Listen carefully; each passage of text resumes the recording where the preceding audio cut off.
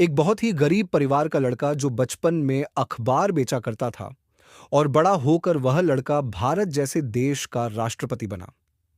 यह कहानी किसी और की नहीं बल्कि missile man doctor APJ Abdul Kalam का है।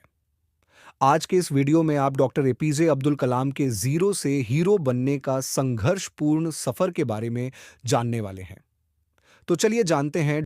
डॉक्टर एपीजे अब्दुल कलाम का नाम पूरी दुनिया में सम्मान के साथ लिया जाता है।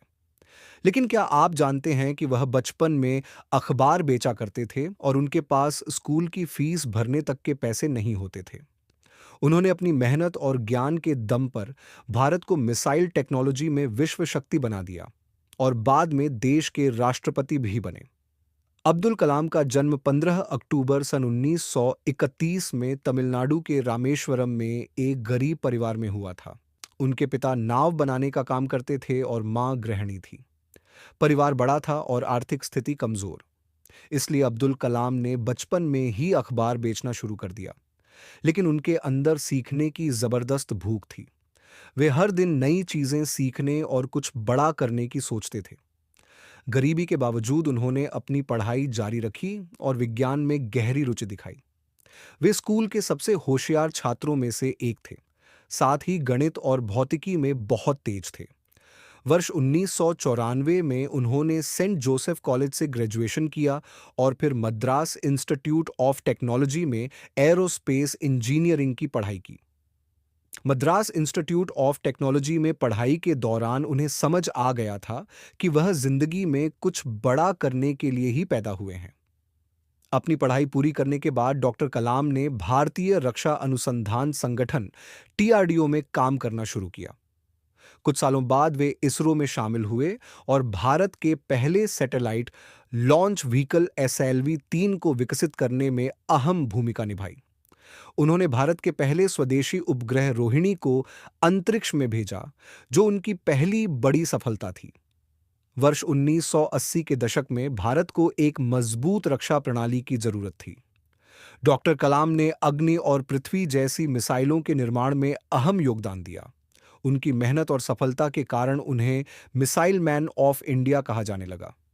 उनके नेतृत्व में भारत ने वर्ष 1998 में पोखरण परमाणु परीक्षण किया, जिससे भारत दुनिया की परमाणु शक्ति बनने में सफल हुआ।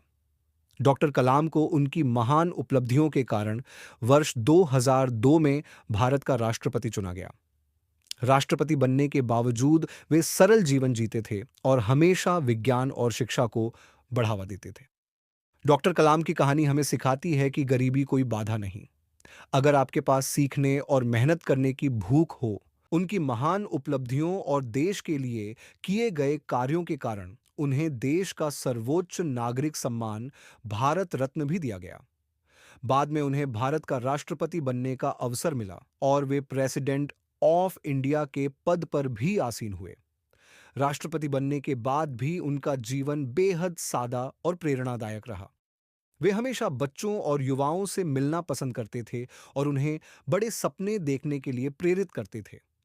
उनका मानना था कि अगर कोई इंसान सच्चे दिल से मेहनत करे और अपने सपनों पर विश्वास रखे, तो दुनिया की कोई भी ताकत उसे सफल होने से नहीं रोक सकती।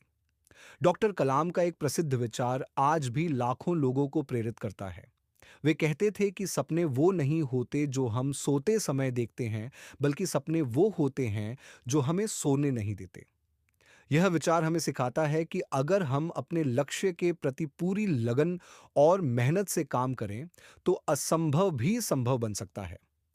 एक गरीब परिवार से निकलकर भारत के राष्ट्रपति बनने तक का उनका सफर हमें यह सिखाता है कि परिस्थितियां चाहे कैसी भी क्यों ना हो, अगर इंसान के अंदर मेहनत करने का जज्बा और सीखने की भूख हो, तो वह जिंदगी में कुछ भी हासिल कर सकता है।